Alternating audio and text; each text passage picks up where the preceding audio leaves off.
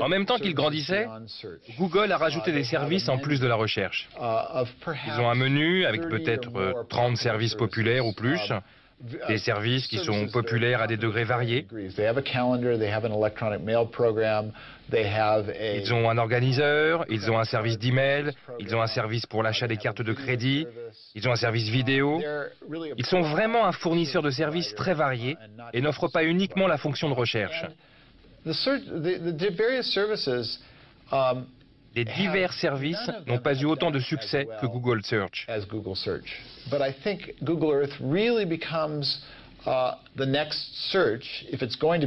je pense que Google Earth aura la même importance que Google Search lorsque les gens utiliseront des appareils portables plus que des ordinateurs de bureau. Et c'est là où la recherche locale de Google Earth sera très intéressante. Car vous pourrez tenir un portable dans la paume de votre main et vous pourrez identifier tout ce qui vous entoure. Et alors ce McDonald's, ce magasin de téléphone, pourront vous envoyer leur publicité. Tant que ce n'est pas du matraquage et si l'utilisateur contrôle toujours la situation, alors ce sera un bon compromis. Et potentiellement, un service très lucratif pour les fournisseurs.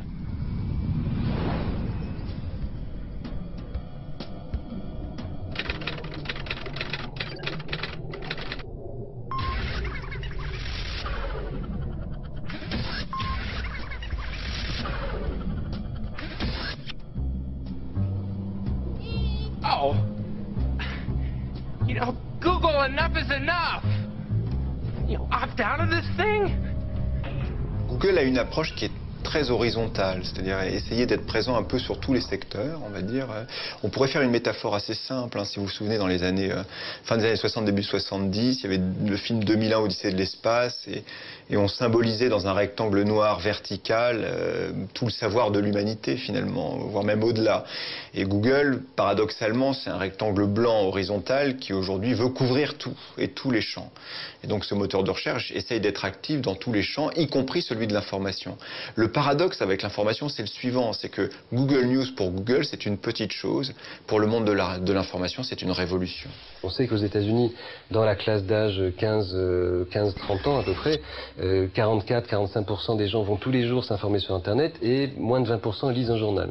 Donc là, tout d'un coup, dans cette génération qui va continuer à grandir et à vieillir, l'habitude est bien clairement prise d'aller préférentiellement sur Internet plutôt que d'avoir un rapport au papier ou un rapport aux médias dits classés. Sur les États-Unis, je crois qu'ils ils recensent 4500 sources d'informations et toutes les 10 minutes, ils changent la une, ils sélectionnent les informations les plus récentes, les informations les plus importantes. Il n'y a pas d'intervention des individus de Google, c'est fait par des algorithmes et donc il suffit d'aller à Google News pour avoir une vision de ce qui est en train de se passer. Il y a des gens, parmi les plus jeunes, qui considèrent qu'il est plus facile de faire confiance à une formule mathématique qu'à des êtres humains. Et donc Google News est entre guillemets, une idée que je ne défends évidemment pas, mais que Google News est entre guillemets plus objectif, parce que calé sur un mécanisme de plus c'est demandé, plus c'est important, et donc plus c'est important, plus je mets en haut. C'est ça Google News. Donc ils font plus confiance à cette formule mathématique-là qu'à une collectivité humaine qui se réunit autour d'une table avec des gobelets de café en disant aujourd'hui quelle est l'information, ou cette semaine quelle est l'information la plus importante qu'on a à traiter et pourquoi on va la mettre en ligne. Pour eux, le principe c'est ouvrir un accès à tous aux contenus qui sont disponibles, les réunir, les rassembler, et de ce point de vue, jouer ce rôle qu'ils appellent good. Ils sont bons, ils jouent un rôle de bienfaiteur de l'humanité, entre guillemets, en offrant au plus grand nombre des contenus. Moi, je suis plein de cette même bonté et générosité, mais jusqu'au moment où on commence à prendre des contenus sans les payer à d'autres. Ça, je pense que là, la générosité ne peut pas s'appliquer. Moi, je travaille beaucoup avec les journaux, avec les sites des journaux online, et beaucoup ont eu la tentation de fermer l'accès à leur site pour faire payer. Ils ont découvert que quand on ferme l'accès au site, les moteurs dont on parlait, les petits robots qui vont rechercher l'information sur les sites ne peuvent pas rentrer. Et comme ils ne peuvent pas rentrer, ils n'indexent pas. Et comme ils n'indexent pas, on n'existe plus. La gratuité de l'information, comme les économistes l'appellent dans un épouvantable néologisme ou anglicisme, la commodisation de l'information, c'est-à-dire le fait que l'information soit maintenant une donnée de base à laquelle on n'associe pas de valeur, et là, qu'on le veuille ou non. Mais à mon sens, ça veut dire deux choses. D'abord que le média le plus massif en termes d'information, à horizon de 5, 6, 7 ans, peut-être même beaucoup bien avant, ce sera non pas la télévision, déjà plus la presse écrite, ou non pas la radio, mais l'Internet. Ça sera le média par lequel, le plus massivement possible, les gens s'informeront et les jeunes générations s'informent déjà aujourd'hui, que ce soit l'Internet de bureau, le téléphone mobile, enfin toute la déclinaison numérique de cet univers-là. Alors que derrière, ça veut dire on puisse encore vendre des journaux sans faire en sorte que ces journaux soient le média le plus massif d'information, certainement, mais ces journaux doivent se réinventer justement pour apparaître comme non substituables par rapport à l'information qui arrive dans l'univers numérique. Donc des journaux qui ont vécu après la Seconde Guerre mondiale, ou même avant la Seconde Guerre mondiale, comme étant ceux qui révélaient l'information factuelle. Le journal vous apprend ce qui s'est passé dans le monde. Puis ensuite, l'analyse, elle est arrivée du temps de la télévision. Le news analysis, qui est une invention du New York Times, arrive au moment où la télévision explose en termes d'audience. Et aujourd'hui, il faut sans doute que les journaux passent à quelque chose d'autre, qui tient entre le fait de raconter, d'expliquer. Voilà. Le modèle traditionnel, je suis sur mon précaré, je le vends parce que les gens n'ont pas d'autre solution, ça n'existe plus.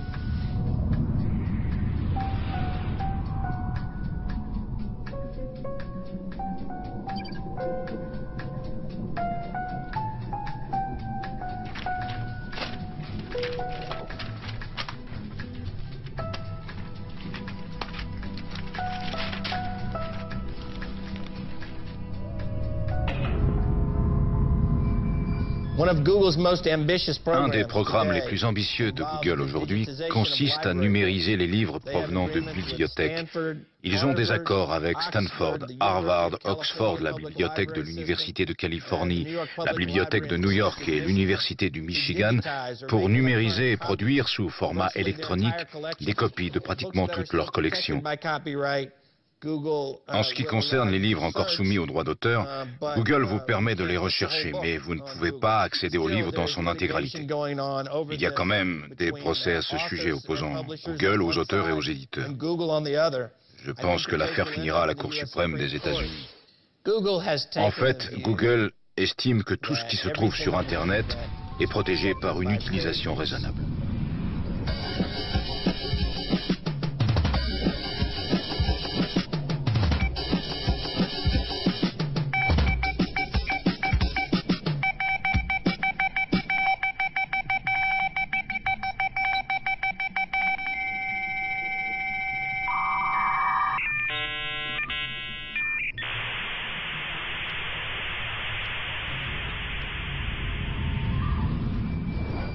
Google a eu un comportement vraiment très surprenant, et j'emploie une litote, quand ils ont décidé qu'ils allaient numériser des livres sous droit, des livres qui sont encore possédés par les éditeurs représentant les auteurs, et qu'ils les mettraient en ligne sans avoir l'autorisation.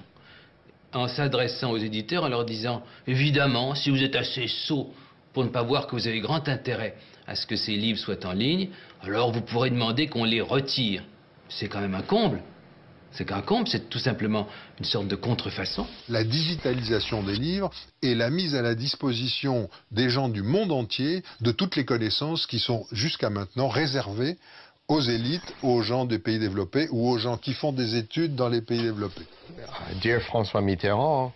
Ce cher François Mitterrand a construit des opéras et des musées et a transformé la Bibliothèque nationale.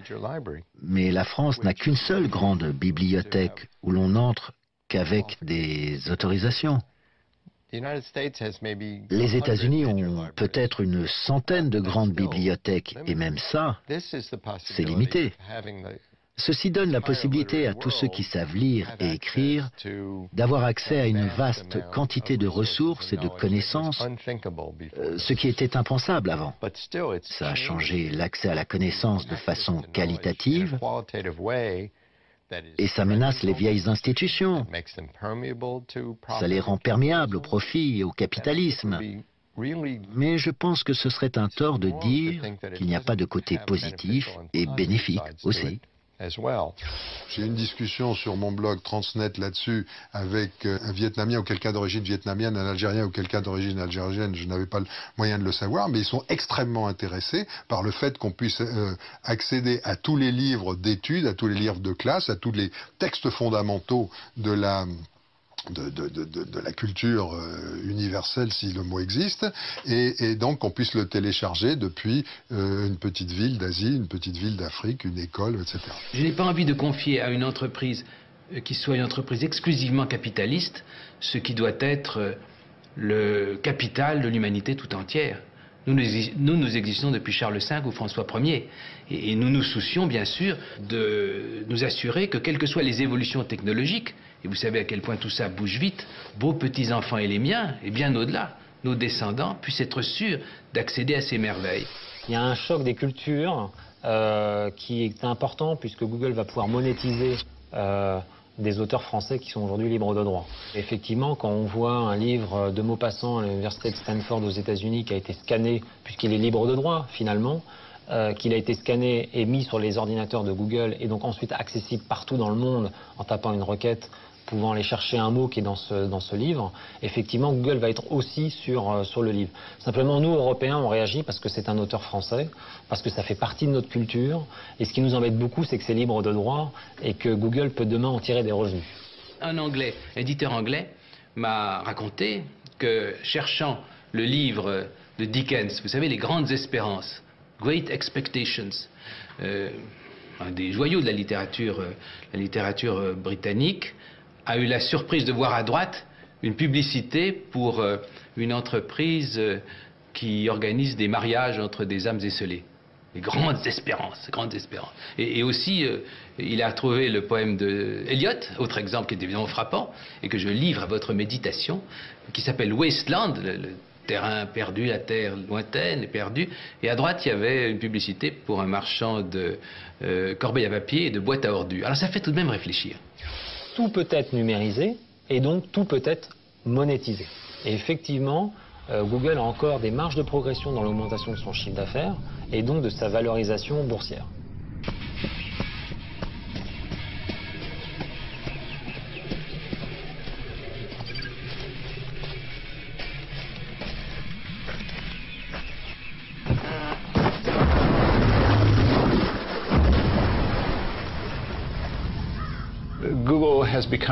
Google est devenu probablement le verbe le plus utilisé sur Internet. Vous googlez quelqu'un. Effectivement, to Google someone, c'est tout simplement taper le nom d'une personne dans le moteur de recherche et de voir ce qu'il en retourne. Les gens ne sortent plus pour un rendez-vous galant sans avoir auparavant pianoté le nom de la personne. Vous googlez les gens à tout moment, vous ne faites pas affaire sans avoir d'abord googlé cette personne.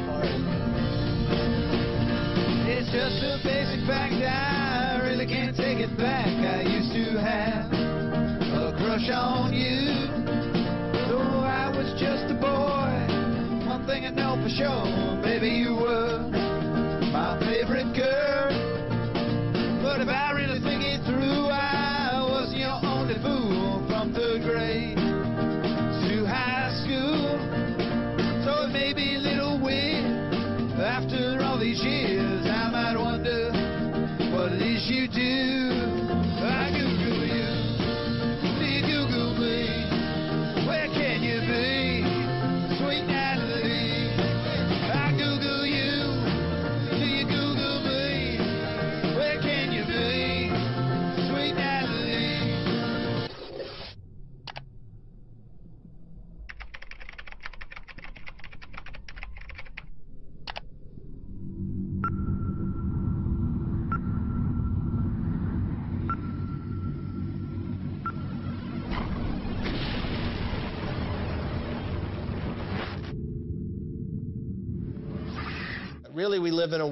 Nous vivons vraiment aujourd'hui dans un monde où toute l'information se trouvant sur Internet est accessible par Google. Ça veut dire que les gens peuvent trouver votre numéro de téléphone, votre adresse et dans beaucoup de cas, voir à quoi vous ressemblez et tout le reste. Donc c'est une invasion de votre vie privée qui résulte de la possibilité de rendre toutes vos informations vous concernant disponibles aux masses. Dis-moi, qu'est-ce que tu cherches et je te dirai à quoi tu penses. Google enregistre chacune de vos recherches. S'ils font ça, à ce qu'ils disent, c'est dans le but d'améliorer la qualité des résultats. Car plus ils en savent sur vous et vos habitudes, plus ils seront précis pour vous donner de meilleurs résultats sur vos futures recherches, qui correspondront alors à vos centres d'intérêt. Mais le côté obscur de tout ça, c'est qu'il y a quand même un grand danger potentiel pour la vie privée du fait de la conservation de ces données. Je vais vous donner un exemple personnel. À chaque fois que le médecin me prescrit un médicament, je me renseigne sur ce médicament. Je tape le nom sur un moteur de recherche. Donc ça enregistre mon histoire médicale, chose que presque tout le monde souhaite garder confidentielle. Malheureusement, non seulement elle est gardée en mémoire sur le moteur de recherche, mais également sur chaque site consulté. Les moteurs de recherche constituent, par conséquent, le cœur du problème.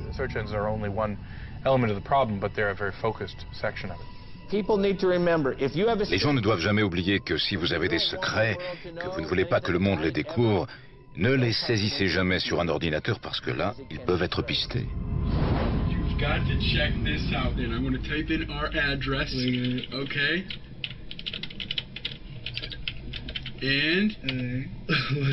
Wait for it. What's it doing? Wait for it. What's it doing?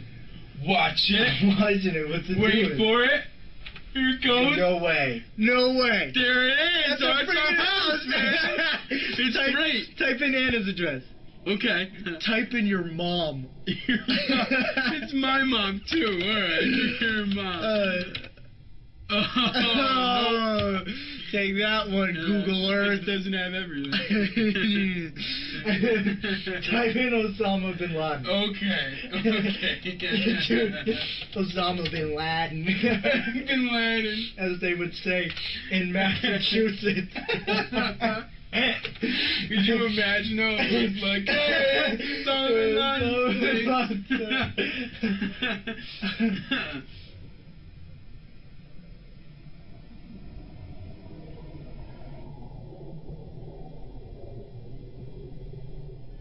Should we tell somebody about this? No, dude.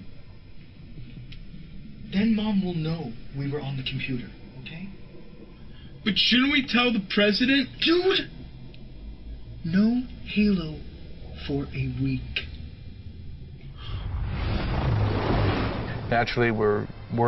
Naturellement, ce sont les services gouvernementaux et policiers qui nous inquiètent. Mais il faut aussi se méfier de chaque avocat, à chaque procès. Ça va, comme je le disais, du divorce au conflit de voisinage ou de droit commercial. Ces dossiers peuvent se retourner contre les gens de façon inattendue. Ils ont la technologie pour être Big Brother, mais la finalité n'est pas politique. La finalité, elle est simplement commerciale. Google assure qu'aucun être humain ne regarde vos emails. Il s'agit uniquement de logiciels qui les scannent pour en extraire les meilleures idées publicitaires. Mais ils sont soumis à des pressions terribles pour protéger les informations. Parce que, comme nous le savons tous, les criminels et les hackers ont réussi à extraire des informations d'ordinateurs qui sont en théorie les mieux protégées. Aujourd'hui, à l'heure de l'Internet, tout est information. La météo, c'est de l'information, un blog, c'est de l'information, un courrier électronique, c'est de l'information, une photo, une vidéo, c'est de l'information. Et à partir du moment où Google va mettre tout ça sur ses serveurs et analyser ce que font les internautes avec, effectivement, on peut en avoir une vision assez machiavélique.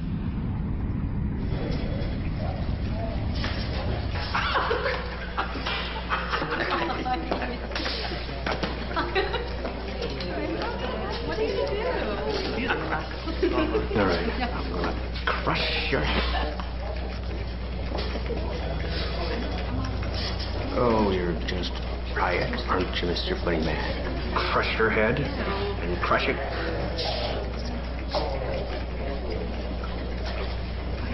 Yeah, you like your head in a vice? Well, I'll crush it.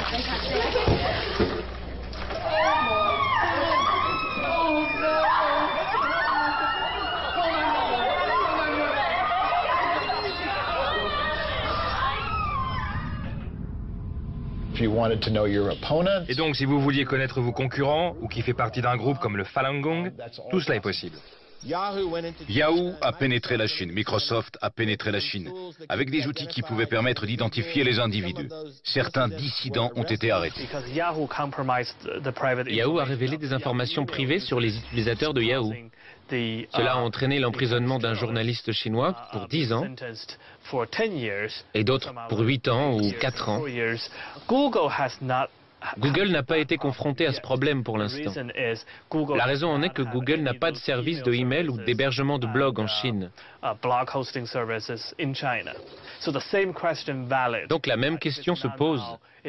Si ce n'est pas maintenant, ce sera certainement dans un futur proche que Google devra réfléchir sur ce qu'ils devront faire pour protéger la confidentialité de leurs utilisateurs. Sergey Brin m'a dit qu'il n'était pas certain que ce soit une bonne chose qu'il soit entré en Chine et céder à la censure. We're still disagree with the premise. We actually are not censoring. In fact, our search is the only search engine I know of, the only major one that operating in China, where we do know no filtering. It is, however, censored by the Chinese firewall itself, which where they're able to take out certain searches at the border, and there's nothing we can do. Il y a eu beaucoup de débats au sein de l'entreprise. J'ai parlé avec des salariés qui m'ont dit qu'ils avaient eu des réunions orageuses. Une grande partie du personnel pensait que la société prenait la mauvaise décision en allant en Chine. Mais ils ont pénétré le marché chinois parce que c'est une économie en pleine croissance. Et ne pas faire partie du second plus grand marché n'a pas beaucoup de sens si vous êtes une entreprise qui recherche le profit. Mais malheureusement, le résultat final ne diffère pas tellement des autres sociétés .com, telles que Yahoo et Microsoft. Ils ont dû se censurer, entrer dans le cadre de ce que le gouvernement chinois permet comme information en ligne. Je pense que Google a franchi la ligne quand ils sont devenus l'instrument de l'oppression en Chine, quand ce sont eux qui appliquent la censure.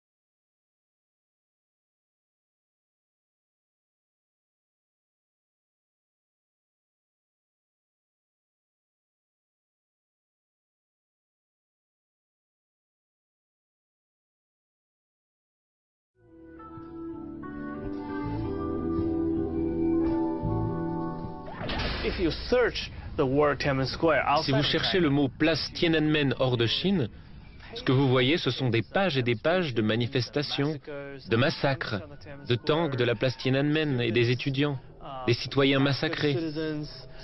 C'est bien visible en ligne. Mais si vous allez en Chine et vous tapez sur n'importe quel moteur de recherche, vous tapez place Tiananmen dans le google.cn, qui est la version chinoise du moteur de recherche de Google, vous voyez des touristes souriants, vous voyez les drapeaux chinois, vous voyez des images de la place Tiananmen. Google a son principe et son idéal. Il s'agit de procurer toute l'information à tout le monde. Mais ce principe fondamental de l'entreprise a été sérieusement compromis lorsqu'ils sont venus en Chine. Nous avons tous été stupéfaits que une entreprise qui publie à son de trompe son intention de ne pas faire le mal, vous savez, don't be evil, très bien, accepte que pour trouver sa place sur le marché chinois, accepte de faire des concessions pour ce qui est de l'accès libre à l'ensemble de l'information. Je trouve qu'il y a là au moins un motif d'être mis en alerte. Ce n'est pas la montée de Big Brother, mais celle de Little Brother. Au lieu d'avoir un grand œil qui vous regarde, vous avez maintenant 1 million de petits yeux qui observent chaque action que vous faites. Et la question est, sommes-nous prêts à accepter ce compromis? Quelle forme doit-on inventer pour limiter et améliorer la dimension expansionniste d'entreprises comme Google? Ceci me semble être un défi fondamental pour l'Europe. Je pense que ces gars veulent changer le monde. Ce sont des visionnaires. Ils ont une vision à long terme et ils croient qu'il n'y a rien qui puisse les arrêter. Si la plus grande ambition de Larry Page est d'abattre les murs des bibliothèques, celle de Sergey Brin est de permettre aux gens d'accéder à leur code génétique sur Google afin que chacun d'entre nous puisse un jour être capable de googler ses propres gènes. Il se trouve que le moteur de recherche serait parfait pour compulser le génome humain. En fait, quelqu'un pourrait demander en mariage une autre personne qui, avant de lui donner une réponse, dirait « Je t'apprécie, je t'aime, mais avant de me décider, j'aimerais googler tes gènes pour voir dans quoi je m'engage. » Les fondateurs de Google sont véritablement intéressés par quelques idées délirantes. Par exemple, ils ont parlé de la possibilité d'avoir un ascenseur spatial qui serait un moyen plus rationnel pour transporter les gens et du matériel dans l'espace.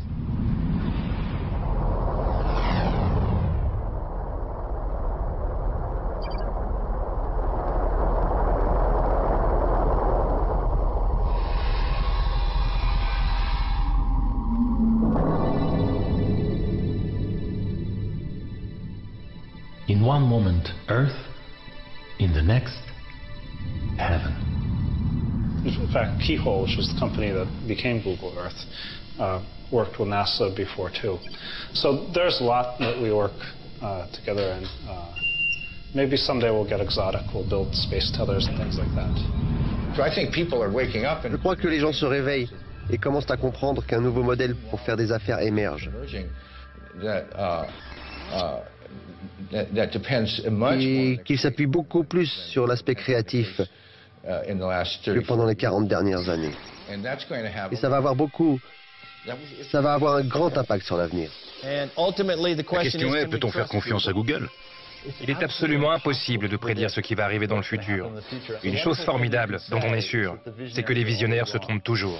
Et in fine, maintenant, on parle de Google comme du grand monstre et de cette espèce de désir de Google de tout capter. Rien n'empêche de penser qu'à un moment donné, il va y avoir une autre application qui va arriver, ils feront le mauvais choix et va émerger un autre monstre. Je pense qu'avec le temps, ils devront être attentifs à ne pas devenir arrogants, à ne pas voler trop près du soleil, ou alors ils brûleront leurs ailes et tomberont. Parce que la plus grande menace qui pèse sur Google, c'est Google lui-même.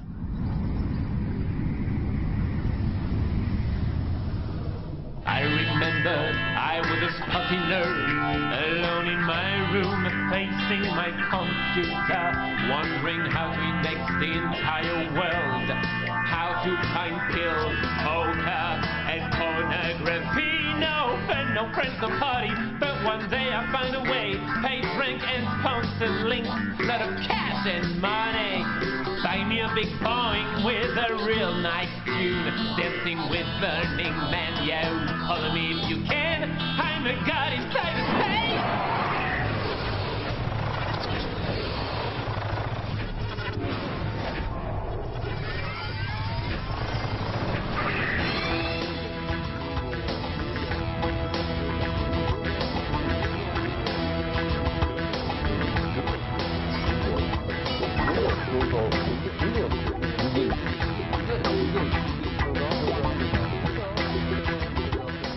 Voilà pour l'incroyable aventure, l'incroyable saga Google. Retour sur cette success story, ses parts d'ombre également. Retour plus largement sur ces nouveaux aventuriers du numérique en compagnie de mes invités qui ont regardé docilement avec moi ce film, qui ont vibré à l'incroyable ascension de Google. Antoine Joutot, on est ravis de vous recevoir. Vous êtes le directeur général adjoint du site Le Bon Coin. Le Bon Coin, tout le monde connaît maintenant en France. Vous vous y occupez notamment du marketing, de la communication et des ventes. Alors Le Bon Coin, c'est vraiment une success story française, mais pas que. On verra ça tout à l'heure, avec des millions d'internautes français qui visitent le site chaque mois pour consulter alors des petites annonces tous azimuts, puisque ça va d'échanger sa commode ou son armoire avec le fait aujourd'hui de vendre son appartement ou même de trouver du boulot. Il paraît que tout ce qui concerne l'emploi chez vous, c'est vraiment en train d'exploser. On en parlera évidemment évidemment avec plaisir dans quelques instants. À vos côtés, Sarah Hazan. Alors j'étais très heureuse de tomber sur votre histoire. Je cherchais, pour tout vous dire, sur le net,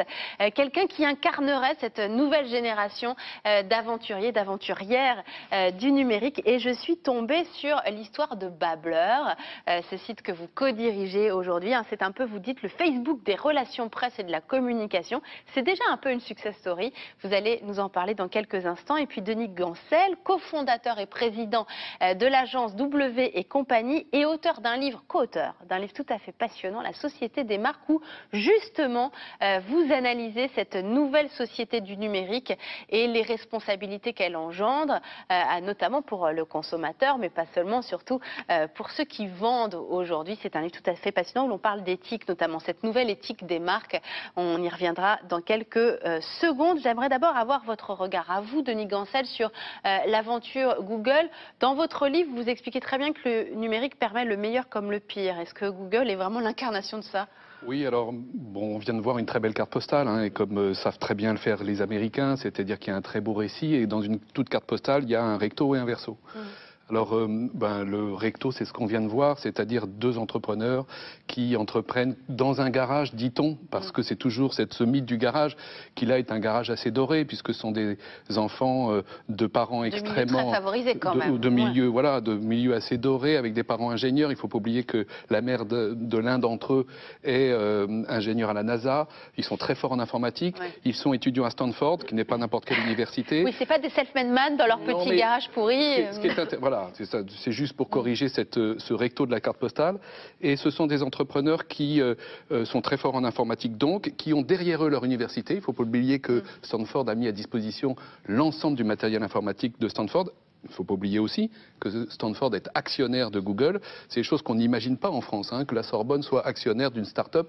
C'est des choses que cette complémentarité extrêmement fructueuse aux États-Unis, qui pourrait l'être en France, on va y revenir, aux États-Unis, entre l'académique, la recherche et l'entreprise. Les fameux investissements publics-privés, c'est un vrai sujet en France. Voilà. Alors, tout ça est extrêmement intéressant et ce vent nouveau d'entrepreneuriat souffle en France. On est dimanche soir. Je pense que beaucoup de parents ont été surpris au déjeuner du dimanche de recevoir leur enfant étudiant qui dit qu'ils sont en colloque, que c'est trop stylé d'entreprendre et qu'on va créer une start-up.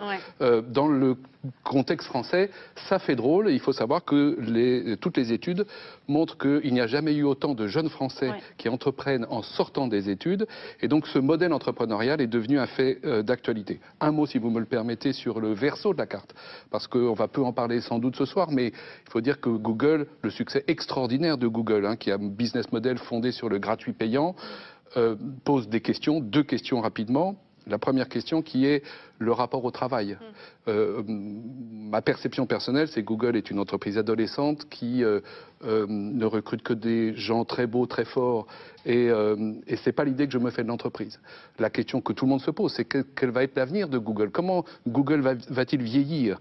Et la question peut se poser du rapport de l'entreprise par rapport à la vie privée. Il y a une imbrication exceptionnelle de Google, ça a été montré dans le reportage. Je ne suis pas sûr d'avoir envie de faire mes lessives chez Google, d'avoir envie de faire de la musique, si c'est ma passion personnelle, chez Google. Et je trouve que cette imbrication est sans doute très américaine, elle est très spécifique, elle pose des questions, elle interpelle sur le rapport au travail. Enfin, il y a une question qui est, puisqu'on est sur une chaîne parlementaire, qui est le rapport de l'entreprise à l'État et à l'intérêt général. Aujourd'hui, lorsque vous voyez l'université de Google, qui est l'université de la singularité, inspirée de l'idéologie du transhumanisme, avec des docteurs Mabus type Ray Kurzweil, ça pose des questions très importantes sur l'éthique. On va prendre le temps d'en parler quand même brièvement. Mais c'est un point qu'il faut souligner. Bien sûr. Je voudrais savoir comment vous, Antoine Joutot, vous avez regardé cette success story incroyable de Google. Ça vous fait rêver? Vous rêvez d'un destin à la Google pour leboncoin.fr?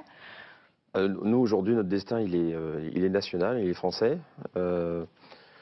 Notre trajectoire est rêver de la trajectoire de Google. Vous savez, il y a 2 ou 3 entreprises dans le monde qui vont le faire. Et voilà, ce seront ces entreprises-là qui sont élues. Nous, on est un acteur local.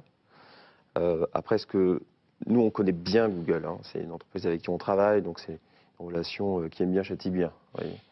Mais c'est une entreprise qui est en effet assez fascinante dans sa puissance de déploiement, dans son approche de la technologie, qui a un ADN vraiment technique qui est très fort et qui qui est un modèle pour ça. Il faut être conscient que la recherche, l'ingénierie qui est derrière, elle est extraordinaire. Ensuite, il y a son approche commerciale et son attitude dans la société.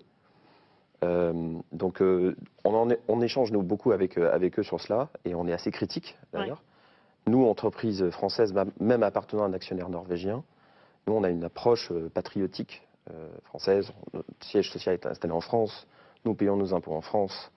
Nous ne faisons pas d'optimisation fiscale, etc. Donc le patriotisme numérique, ça peut exister. Le patriotisme numérique, ça peut exister, et pourtant, je fais 60% d'EBITDA.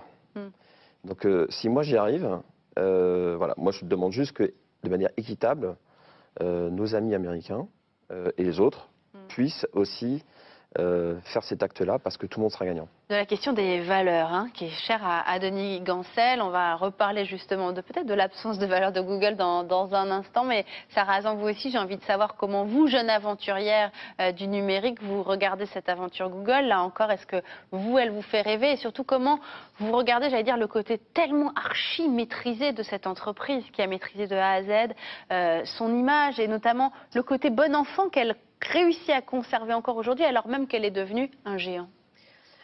Bien évidemment que c'est fascinant, surtout quand on commence juste à entreprendre une aventure. Bien évidemment que ça fait rêver de voir à quel point on peut arriver en si peu de temps à devenir si gros. Dans les méthodes de management qui sont utilisées aussi, qui sont bien évidemment, il y a des choses bonnes à prendre et des choses qu'on peut critiquer, mais en tout cas qui sont très novatrices aussi et qui bousculent un peu les codes. Qu'est-ce que vous trouvez très novateur, par exemple, si vous pouvez nous citer un exemple?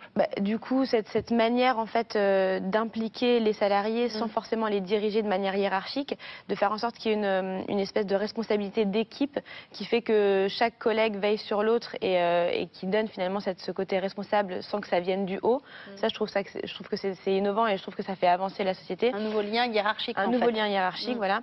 Le fait de faire en sorte au maximum que les employés se sentent bien sur leur lieu de travail pour qu'ils aient envie justement de venir et de s'impliquer, etc. Après, comme le disait Denis, bien évidemment, il y a des limites à ça et il ne faut pas non plus que franchir toutes les barrières. Mais enfin, ce serait mentir que de dire que ça ne fait pas rêver une aventure comme c'est bien comme de le Google. reconnaître. On a le droit de rêver aussi un peu sur ce plateau. Alors, rêve ou cauchemar? Parfois, on peut cauchemarder aussi quand même quand on pense à Google, Denis Gancel, notamment si on regarde deux aspects. C'est la situation de quasi-monopole aujourd'hui de cette entreprise. Et puis, ce qu'on nous dit sur la façon dont Google est en train de se préparer à demain, en investissant, paraît-il, énormément sur tout ce qui est robotique, intelligence artificielle. Alors, ceux qui vont très loin disent que Google est en train de préparer l'homme à l'intelligence artificielle de demain, une espèce de monstre comme ça qui serait justement 100% numérique. Oui, il y a deux choses qu'il faut bien comprendre. D'abord, je parlais tout à l'heure de ce business model qui est fondé sur le gratuit payant. Tout le monde peut penser que effectivement Google c'est gratuit. En réalité, c'est le cas d'ailleurs de l'économie de l'Internet, vous payez 3 fois. Vous payez d'abord parce qu'il vous faut un outil pour accéder, donc vous payez sur un smartphone ou un ordinateur. Vous payez parce qu'il vous faut un fournisseur d'accès. Et vous payez enfin, et c'est sans doute le plus important aujourd'hui, en laissant de la data, donc de la donnée. Il faut savoir que par exemple, sur les sites, les 50 sites les plus consultés aux États-Unis, sur chaque page, vous laissez 10 informations qui vous concernent personnellement, en moyenne. Donc ces données, c'est la question des big data, c'est où vont-elles et pour quel usage? Et aujourd'hui, vous les donnez gratuitement, mais il en est fait un usage commercial, notamment par des entreprises comme Google. Donc ça pose une question éthique, et ça pose une question évidemment pour l'avenir, c'est celle que vous indiquez. Le deuxième point et la deuxième question, et j'ai observé dans le reportage combien les intervenants étaient prudents, tellement la masse de Google est importante, tellement le monopole que vous décriviez, puisque 90% des requêtes aujourd'hui passent par Google dans le monde. Ouais. La question qui se pose, c'est que Google et les fondateurs de Google ont déclaré qu'ils voulaient, par exemple, euthanasier la mort. Évidemment, ils investissent effectivement, donc à la fois dans tout ce qui est longévité et rallongement de l'espérance de vie, et dans tout ce qui est intelligence artificielle. Disons un mot de l'université de la singularité, qui consiste à recruter les esprits les plus brillants à travers le monde, de les mettre dans un endroit aux États-Unis et de les faire travailler sur la bioéthique, les nanotechnologies, etc. Il y a un reportage que je vous recommande qui s'appelle Un monde sans humains, qui a été diffusé sur Arte, qui est exemplaire, où vous voyez quelqu'un comme le professeur Testard qui lance un cri d'alarme en disant on va supprimer les moindres. C'est-à-dire que Google est une société élitiste pour les gens fortunés qui vont avoir les moyens de se payer de cette médecine. Autrefois, en France, au 19e et 20e, les gens qui faisaient ce travail d'euthanasier la mort, c'était l'Institut Pasteur. Et là, on voit bien, et je fais exprès, puisqu'il y a un livre d'Éric Orsena sur Pasteur qui est sorti récemment, pour montrer ces deux images. Est-ce que demain, on veut promouvoir ce modèle de l'Institut Pasteur avec le champ d'intérêt général, avec le rôle de l'État, ou est-ce que l'on veut laisser la médecine du monde aux mains de certains? C'est une vraie question. Eh bien, vous nous l'avez fort bien résumé, la dimension cauchemardesque quand même par moment de cette aventure Google. À présent, on va essayer de se concentrer sur comment ces nouveaux aventuriers néanmoins nous font rêver dans un temps de sinistrose économique. Ça fait quand même du bien d'entendre parler de success story et notamment de success story à la française. Antoine Jouteau, je vous donnerai la parole juste après, Sarah Hazan bien sûr. Racontez-nous cette aventure du Bon Coin dont j'imagine la plupart des gens pensent que c'est une histoire spécifiquement française alors que pas du tout. Ah non, en effet, l'histoire du Bon Coin, c'est la naissance dans les pays scandinaves, en Suède, en 97. Une formidable histoire d'un ingénieur fan de vide-grenier et de brocante et qui construit un site comme il l'aime, c'est-à-dire plutôt tourné vers la recherche autour de soi et non pas de la recherche d'un produit. Donc il crée cette entité en Suède en 97 et puis au fil des années, cette entité grandit et en 2006, l'actionnaire norvégien décide de le déployer en France, mais avec une forte volonté de délocalisation, c'est-à-dire c'est une entreprise qui s'installe en France, mais avec des moyens techniques et des serveurs qui sont en France, des équipes qui sont françaises. Donc 2 personnes qui démarrent en 2006 et aujourd'hui c'est une entreprise de 350 personnes qui recrute 100 personnes par an.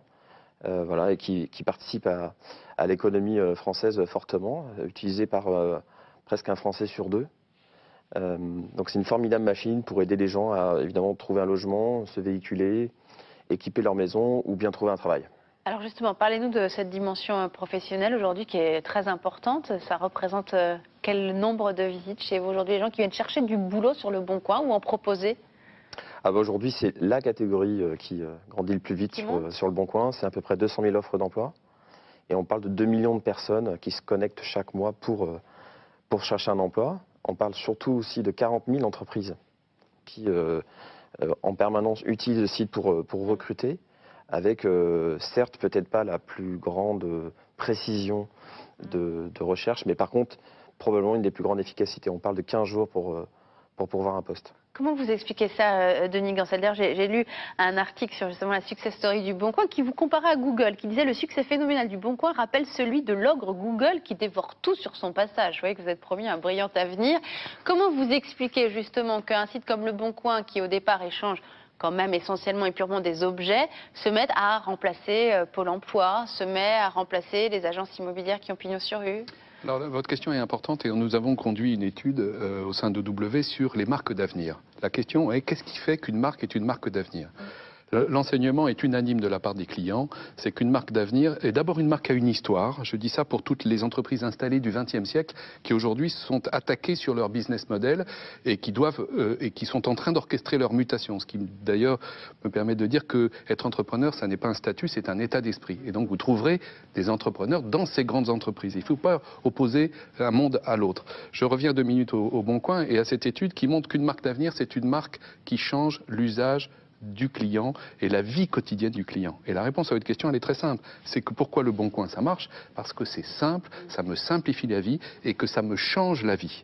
Et que ce slogan de mai 68 de changer la vie, aujourd'hui, il est finalement préempté et pris par des tas de nouveaux services. On voit ça dans les transports, évidemment avec des marques que vous avez citées, Blablacar, Wicar, vous voyez ça dans l'hôtellerie, vous voyez ça dans le tourisme. Ça simplifie et facilite la vie des gens, et le consommateur n'attend que ça.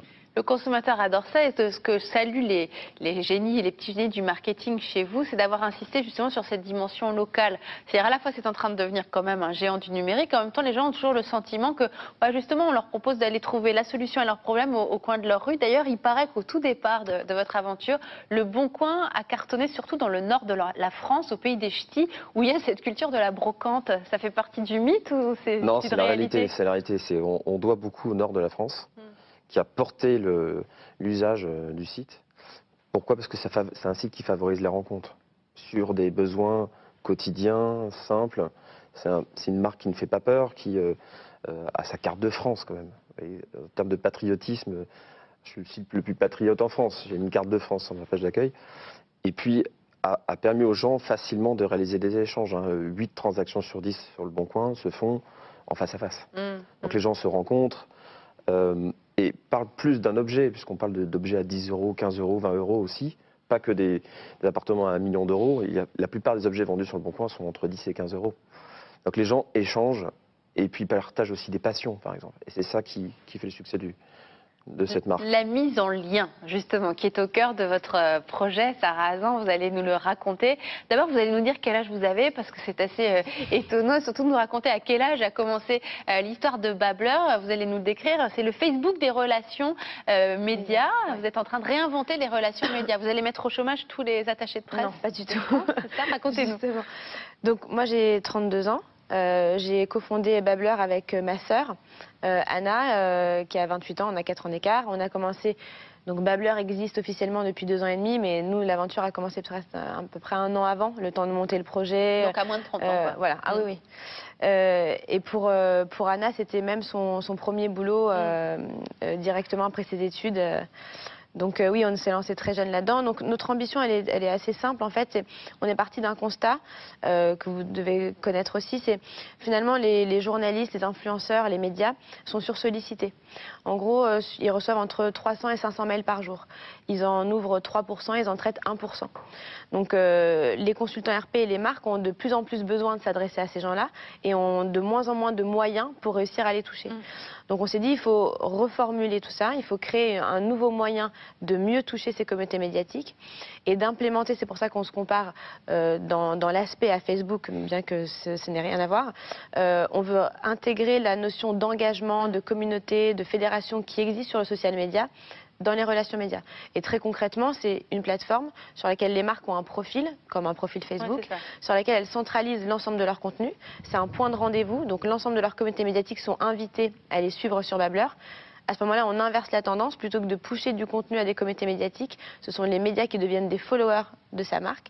Et ensuite, on peut communiquer en temps réel avec eux, avec tout un tas de features, bien sûr, qui aident dans l'usage quotidien et les consultants. Et pour qu'on comprenne bien, c'est un outil en plus que vous proposez à la stratégie com d'une boîte ou c'est censé totalement prendre la place de services de presse traditionnels ou de... En fait, c'est un outil. Donc, par définition, il ne pourra pas établir une stratégie, il ne pourra pas remplacer le rapport humain qu'il existe entre un consultant et un journaliste. Et ça, c'est quelque chose qu'on ne pourra pas remplacer. En revanche, le métier de consultant en relations médias doit absolument évoluer. Et aujourd'hui, c'est un outil qui va lui permettre, dans l'usage, de changer complètement son quotidien. Donc là où avant, on allait créer des dossiers pour échanger des contenus très lourds, donc on va créer des WeTransfer, des Dropbox, etc., où on va échanger des centaines de mails. Là, on va juste se connecter sur Babbler chaque matin, poster ses contenus, interagir avec ces différentes communautés médiatiques sur une seule et même plateforme. Je n'ai pas besoin d'aller sur mes mails pour communiquer avec mes journalistes, sur Twitter avec mes influenceurs, sur Facebook avec mes quelques amis du lobby. Voilà, sur une seule et même plateforme. Donc ça va transformer l'usage. Ça va permettre aux consultants de gagner entre 25 et 35% de leur temps de travail, ce qui va leur permettre de monter en compétence sur de la stratégie et de laisser l'opérationnel être automatisé via la plateforme. Le discours commercial est bien rodé, archi convaincant. Vous êtes en train d'ouvrir, je crois, un bureau à New York. Vous avez déjà combien de clients à votre actif? Alors du coup, on vient d'ouvrir le bureau à New York là au mois de septembre. C'est Anna du coup donc on s'est séparés physiquement, qui s'est installée du coup à New York. Les États-Unis, c'est pas du tout le même marché que la France. C'est un marché qui est beaucoup plus technophile, qui est très friand de ce genre de technologie. Donc on a fait notre premier salon au mois de novembre pour annoncer l'ouverture officielle de Babbler au PRSA d'Atlanta. Et ça nous a généré 200 leads entrants, donc 200 marques qui ont demandé à pouvoir utiliser notre plateforme. Donc là, on est dans la phase de démo et ensuite on va les intégrer sur la plateforme d'ici 1 mois. Pas mal quand même cette jeune aventure. Denis Gancel, est-ce que c'est vrai ce qu'on lit partout, c'est-à-dire que malgré ce qu'on peut aussi nous décrire sur cette morosité économique française, ces Français qui décidément n'auraient pas l'esprit d'initiative et d'entreprendre, malgré ça, il y a une jeune génération qui est là, des gens comme vous qui ont moins de 30 ans, qui à peine leur diplôme en poche et parfois ils ne l'ont même plus, vont comme ça trouver des fonds, monter une start-up et que ce serait même très parisien, c'est-à-dire que les incubateurs à Paris, par exemple, il faut le savoir, c'est des lieux où on favorise la création de ces startups-là. Il y en a de plus en plus. Oui, vous avez raison, Émilie. Je voudrais reprendre ce qui a été dit par Sarah et Antoine, parce que essayer de rentrer dans l'intérieur du processus entrepreneurial. Alors, pour répondre tout de suite à votre question, il n'y a jamais eu autant d'entrepreneurs en France. La France crée un peu plus de 500 000 entreprises. Il faut se méfier de ce chiffre parce que là-dedans, il y a des 2/3, c'est des entreprises d'auto-entrepreneurs. Et donc, il y a 170 000 entreprises, sociétés qui sont créées en 2015. Et donc, c'est beaucoup par rapport à d'autres pays comparables de l'Union européenne, par exemple ? C'est beaucoup plus que les pays du G7. Et donc, nous avons en France, mais d'ailleurs c'est très historique, un tempérament entrepreneurial. Nous avons d'ailleurs du génie pour créer des prototypes. Notre grande difficulté, c'est de créer des séries, parce que nous sommes incorrigibles, nous détestons la discipline, nous sommes des inventeurs géniaux, mais on a du mal à industrialiser nos inventions. On fait des one-shots, quoi. Mais si vous me le permettez, je voudrais rentrer dans ce processus qui est magnifique. Sarah l'a bien dit, tout entrepreneuriat démarre d'une observation particulière du monde. Pour être un entrepreneur, il faut d'abord identifier un point, un sujet qui est à résoudre.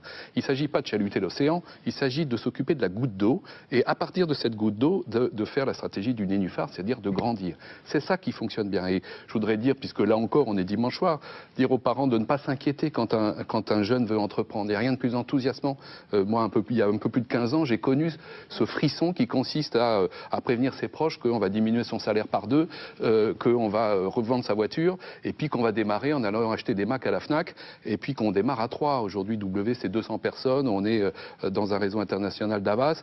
Et quelle joie, voilà, quel accomplissement. Je voudrais vraiment dire ça. Et d'ailleurs, je l'ai dit tout à l'heure, mais les études montrent que les jeunes, en priorité, veulent entreprendre et être autonomes. Ensuite, ils veulent être salariés. Et enfin, ils veulent être fonctionnaires. Ouais. Et donc, par rapport à cette idée que la France est un pays de fonctionnaires, c'est inexact. D'ailleurs, au passage, on a besoin de tout le monde. Un entrepreneur a besoin de fonctionnaires qui fonctionnent et de salariés qui soient des intrapreneurs. Un dernier mot, si vous me permettez, pour dire quelque chose qui me tient à cœur, c'est qu'il y a une illusion de l'entrepreneuriat. C'est-à-dire que la difficulté ne consiste pas à créer son entreprise, mais le génie, c'est de durer. L'entrepreneuriat, c'est la course au large. Il y a du monde au départ, il y a du monde à l'arrivée. Ouais. Si vous avez réussi, qui ferment leurs portes au bout de 2 ans, en moins de 2 ans. Il y en a 100 par an. Il y a 100 défaillances par jour en France. Et la difficulté de cette traversée, évidemment, c'est au milieu de l'océan où la base, c'est le client. Et je suis inquiet de voir que dans d'opérations qu'on a pu monter qui s'appelle Wake Up, où on aide les entrepreneurs, le juge de paix aujourd'hui de l'entrepreneur en France, c'est la levée de fonds. Ouais. Mais quand on a levé des fonds, on n'a rien fait. Et il faut le dire que le juge de paix de l'entrepreneur, c'est d'abord de passer la période de fragilité, qui est entre 2 et 4 ans. Car si vous êtes encore là au bout de 2 ans, ça veut dire que ça a marché.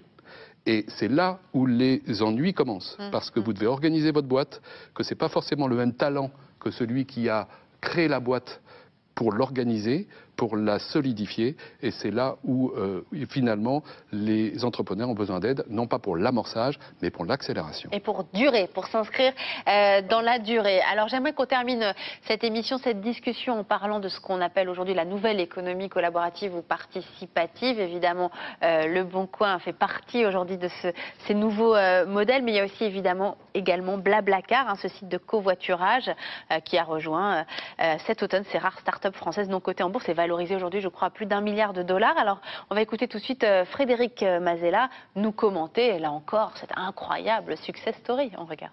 C'est vrai qu'au début, les premières années, on pouvait regarder le projet comme étant n'ayant pas forcément beaucoup d'avenir, parce qu'on se disait mais quoi, est-ce que les gens vont vraiment partager leur voiture, est-ce que ça a vraiment un avenir, voilà, on était tellement dans un modèle d'utilisation de la voiture tout seul qu'on ne voyait pas forcément l'opportunité, et maintenant on est en train de se rendre compte que oui, il y a des dizaines de millions de voitures vides. Alors on avance avec les pays qui nous semblent les plus pertinents pour le service, donc voilà, on regarde différentes composantes de chaque pays pour savoir si le covoiturage a des chances de marcher dans ce pays-là ou non.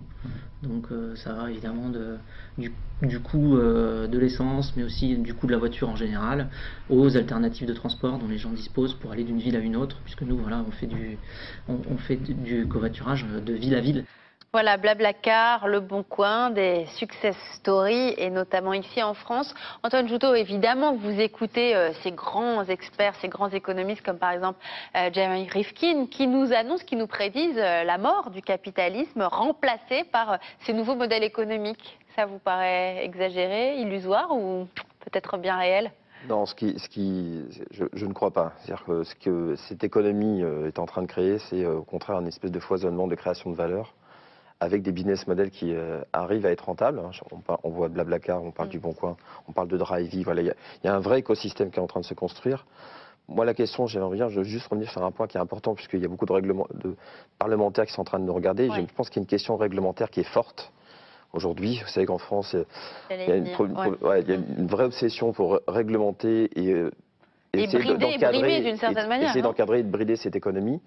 Je pense qu'il faut peut-être essayer de mieux la comprendre, comment elle fonctionne, et surtout essayer de se dire, attendez, chers parlementaires, si vous mettez en place une réglementation, pensez France, pensez Europe, et interrogez-vous, savoir comment les startups, les entreprises françaises vont être capables de lutter dans un cadre réglementaire strict face aux entreprises américaines. On parlait de Google, mais on parlait des autres acteurs. Aujourd'hui, on pourrait parler d'Airbnb, là, justement. Il faut protéger les entreprises françaises, ne pas les brider, les protéger pour que tout le monde soit sur un même pied d'égalité, mais ne légiférez pas sur cette économie. Ne bridez pas les success stories à la française. Qui, elle, est exposée à une compétition mondiale. Voilà, ne bridez pas les initiatives françaises. Mais en tout cas, c'est une économie positive qui crée des emplois. Sur le Boncoin, par exemple, il y a 500 000 entreprises qui utilisent le Boncoin. 500 000. Elle fait tourner intégralement des entreprises, des PME qui ont besoin de générer leur activité. Voilà. C'est ça, cette économie, c'est une économie riche. Message reçu par les députés qui vous regardent, certains en tout cas certainement ce soir. C'est l'une des questions que je voulais vous poser aussi pour terminer cette émission. Sarah Hazan, dans quelle mesure vous avez eu le sentiment que c'était facile ou pas facile de vous lancer dans cette aventure dans ce pays, le vôtre, la France? En quoi la France vous a aidé? En quoi la France vous a desservi d'une certaine manière dans son fonctionnement?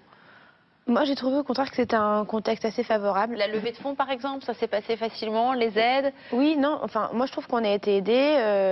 La levée de fonds, c'est encore autre chose, mais oui, on a reçu par exemple des aides de BPI, des subventions pour le développement international via la COFAS. Donc moi, j'ai trouvé que au contraire, le contexte français était plutôt favorable au développement des sociétés en France. Après, comme toutes les sociétés, oui, il y a des contraintes dans le développement et puis c'est en fonction des steps qu'on passe que c'est de plus en plus contraignant et difficile à gérer.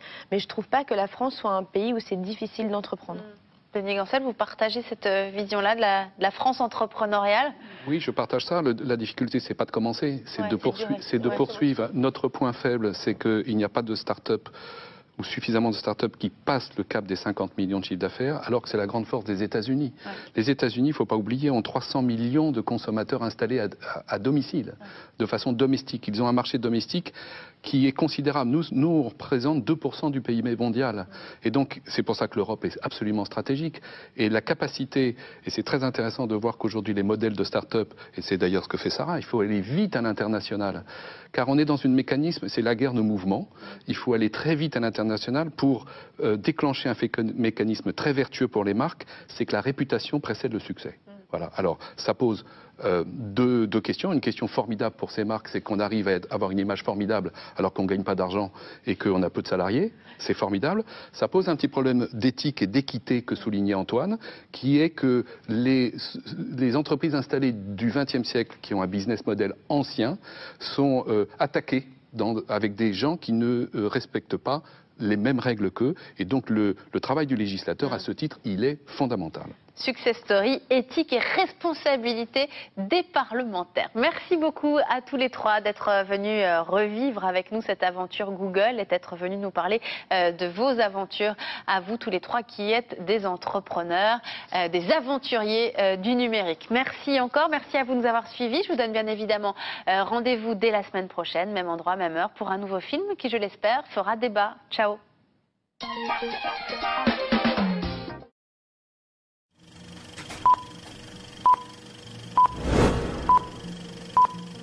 Nous vivons une époque, les prophéties de la Bible vont s'accomplir. Elles se réalisent.